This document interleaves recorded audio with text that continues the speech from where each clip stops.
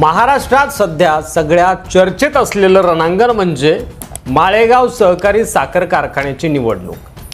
बारामतीच्या या कारखान्यावरून सध्या राज्याचं राजकारण तापलेलं आहे, कारण इथं राज्याचे उपमुख्यमंत्री अजित पवार स्वतः साखर कारखान्याच्या निवडणुकीसाठी थेट मैदानात होते। ही गोष्ट सहजासहजी घडणारी नाहीये, पण त्यांनी हे पाऊल का उचललं? हा फक्त साखर कारखान्याचा विषय आहे का? बारामतीवर वर्चस्वासाठी हा साखर कारखाना का महत्त्वाचा आहे आणि अजितदादांना भाजपची काय अशी भीती होती ज्यामुळे त्यांनी विजय खेचून आणण्यासाठी बारामतीत 12 दिवस तळ ठोकून अजितदादा होते? चला तर सविस्तर जाणून घेऊया। भाजप सध्या युतीतील सर्वात मोठा पक्ष आहे।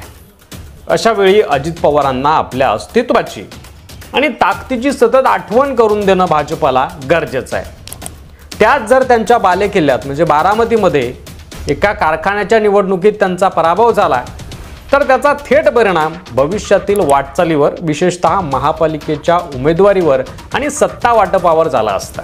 अजित पवारांना भीती आहे की जर ते इथे हरले असते तर भाजपच्या दृष्टीने ते कमकुवत भागीदार ठरतील आणि मग युतीतील त्यांची बार्गेनिंग पॉवर थेट कमी होईल। आणि म्हणूनच ही निवडणूक फक्त एका संचालक पदापुरती मर्यादित नव्हती, तर ती अजित पवारांसाठी अस्तित्वाची होती। दुसरं कारण म्हणजे अजित पवारांचा या निवडणुकीतला मुख्य विरोधक म्हणजे चंद्रराव तावरे। हे नाव काही नवीन नाहीये। 2015 मध्ये त्यांनी अजित पवारांचं पॅनल पराभूत करून कारखान्यावर झेंडा फडकवला होता। त्यानंतर शेतकऱ्यांना जास्त भाव देणं, गाळप वेळेत करणं यामुळे तावरे यांची प्रतिमा सुधारली। त्यांनी नंतर भाजपमध्ये प्रवेश केला आणि त्यांची राजकीय ताकद देखील अधिक वाढली।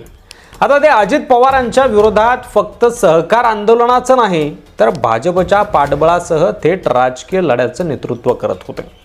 अजितदादांसाठी ही लढत म्हणजे जुना हिशोब चुकता करण्याची आणि भाजपला त्यांची जागा दाखवण्याची संधी होती आणि तीच संधी दादांनी हेरली आणि थेट चॅलेंज करून, म्हणजे मी जर एखाद्याला पाडायचं ठरवलं तर तो कसा मैदानात टिकतो, कसा निवडून येतो ते पाहतोच, असं चॅलेंज करून दादांनी या निवडणुकीमध्ये उडी मारली होती।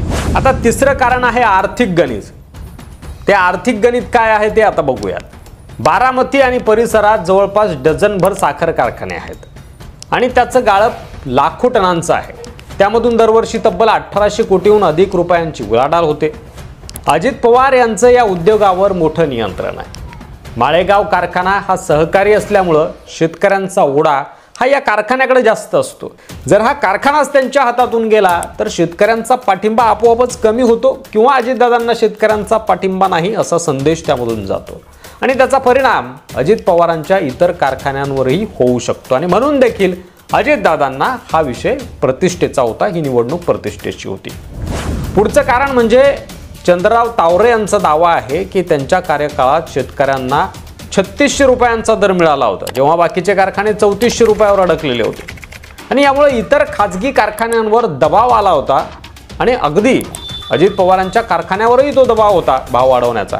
आणि त्यामुळे जर पुन्हा तावरे विजयी झाले तर भाव वाढवण्याचा दबाव पुन्हा अजित पवार यांच्यावर आला असता आणि त्याचा आर्थिक फटका बसण्याची शक्यता अजितदादांना होती। हे शेतकऱ्यांसाठी जरी चांगलं असलं तरी पवारांसाठी एक डोकेदुखीच होती आणि त्यामुळे देखील अजितदादांना ही निवडणूक जिंकणं गरजेची होती। पुढचं कारण म्हणजे या निवडणुकीत एक गोष्ट स्पष्ट दिसली की शरद पवार गटाने सुप्रिया सुळे यांना पूर्णपणे बाजूला ठेवलं, त्याऐवजी युगेंद्र पवार यांना पुढे केलं गेलं। यामागे विचार असा असावा की पराभव जर झाला तर तो सुप्रिया सुळेंवर त्याचा डाग लागू नये। हा एक सेफ प्ले होता असं म्हणायला हरकत नाही आणि यातून काकांनी पुन्हा एकदा उडाला तर कावळण, बुडाला तर बेंडूक अशी आपली खास शैली दाखवली। या संदर्भात आपण सविस्तर विश्लेषण मागच्या व्हिडिओमध्ये बघितलं आहेच। तो व्हिडिओ बघितला नसेल तर तो देखील अवश्य बघा। पुढचं कारण बघूयात। बारामतीच्या राजकीय वर्चस्वाचं भविष्य ठरवणारी ही निवडणूक होती। अजित पवारांची पकड दाखवणारी ही निवडणूक होती। चंद्रराव तावरे आणि भाजप यांना ताकद दाखवणारी ही निवडणूक होती। युतीत वर्चस्व वाचविण्यात अजित पवार यशस्वी झालेत का आणि त्याचा फायदा त्यांना महापालिका निवडणुकीत होईल का, की भाजप सांगेल तीच पूर्व दिशा असेल? तुमचं मत कमेंट नक्की करा। व्हिडिओ जर आवडला असेल तर जास्तीत जास्त शेअर करा। मराठी मंडळीवर नवीन असाल, अद्याप सबस्क्राईब केलं नसेल तर लगेच सबस्क्राईब करा। पुन्हा पुढच्या व्हिडिओमध्ये, तोपर्यंत रजा घेतो। धन्यवाद। जय महाराष्ट्र।